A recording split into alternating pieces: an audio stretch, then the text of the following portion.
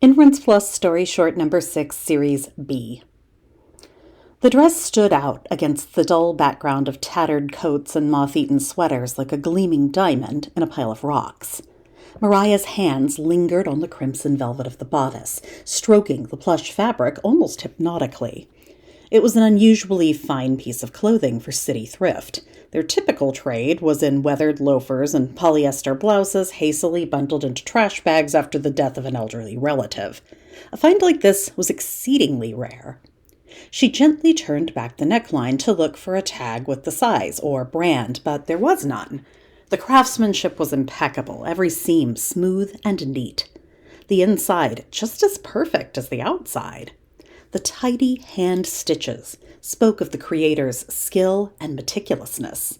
How it had made its way to a thrift store was beyond comprehension.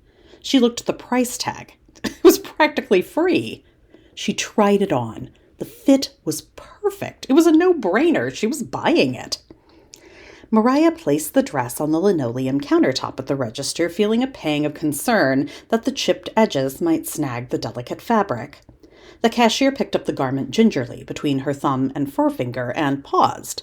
Mariah felt her heart sink. She knew the price was too good to be true. "Huh," exclaimed the cashier, knitting her brows together and peering at the dress with confusion. "Is something wrong?" Mariah asked, bracing herself to hear it had been mismarked and would cost 10 times as much. "Nah, nothing," the cashier said. "It's just that I swear I sold this exact dress a month ago to some other girl, cute little gal with an afro. I remember 'cause you don't see stuff this nice every day around here." "Maybe she didn't like it and donated it back," Mariah said. "Yeah, probably that," the cashier said, looking uncomfortable as she rang up the purchase. She flinched as the velvet brushed against her hand, an odd reaction to the touch of something so soft and fine. She laughed uneasily. "Funny thing, I don't much like the feel of that velvet. Texture of it gives me the willies. Thanks for shopping at City Thrift." Mariah, flushed with the thrill of getting such a bargain, tucked the garment into her tote bag and headed home. "Do you like it?" Mariah asked, holding up the dress so her mother could see. Jessica wrinkled her nose and cocked her head. "What?" Mariah demanded. "Why don't you like it? It's gorgeous." Jessica shrugged. It was a gorgeous dress. Still, there was something about it she simply didn't like. She couldn't put her finger on it, but something about it made her stomach churn unpleasantly, like she'd eaten leftovers that had just begun to spoil. "Where else am I going to find a dress this nice, that somehow fits me perfectly, practically for free?" Mariah asked. "I don't mind taking you shopping for another dress," Jessica said. On the night of the sweetheart dance, Mariah slipped into the crimson velvet dress. It had become as familiar to her as her own skin. She'd been trying it on every night for the past month, wearing it for longer and longer intervals in the privacy of her room, admiring her reflection in the mirror on the back of her bedroom door. She loved the way she felt when she was wearing it, beautiful, powerful. She'd lost at least 10 pounds, yet it still fit perfectly. The thought of wearing it out to the dance made her feel almost intoxicated. Everyone would look at her. Everyone would envy her. She would be the most beautiful woman there, thanks to the dress. Landon came to pick her up at 6:30 sharp. When he saw her, the smile fell from his face. "Don't you think I look pretty?" Mariah asked defensively. "I always think you look pretty," Landon said, concern clouding his face. "I'm just worried you might not be feeling good. You look really pale." She flung herself into his arms and kissed him. He could feel the sharpness of her shoulder blades through the velvet of the dress when he pressed his hands into her back. He pulled his hands away and wiped them on his suit coat. They suddenly felt dirty. All he wanted to do was rush into the bathroom and wash them. What came after happened so fast, neither Jessica or Landon could wrap their heads around it for months afterwards. Landon had taken Mariah to the sweetheart dance. She'd been more outgoing than usual, but he assumed it was because she felt so confident in her new dress. It was out of character, but he hadn't been alarmed. She'd said she was tired, so he dropped her off at home at 11, skipping the circuit of after-parties. Jessica has waited up for her, and she told Mariah good night before heading off to bed herself.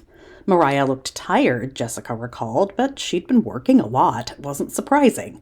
Nothing out of the ordinary, not really. When Mariah still hadn't come out of her room for food or the bathroom by 1 in the afternoon, Jessica decided to check on her. She might be coming down with something. She knocked on the door, waited a respectful interval, then let herself inside. The red velvet dress was hung up neatly on the hook on the closet door. Mariah's cell phone was on the charger, but Mariah wasn't breathing. Jessica had called 911 and done CPR until the ambulance came, but her daughter's body was cool to the touch. She had known there was nothing to be done, but still hoped for a miracle right up until the ER doctor pronounced her as dead on arrival. There was, of course, an autopsy. The cynical coroner hypothesized she'd likely died of a drug overdose and was surprised when the toxicology report showed nothing but a typical dose of Tylenol in her system. They found no blood clots or heart defects, no evidence of suicide or other physical trauma.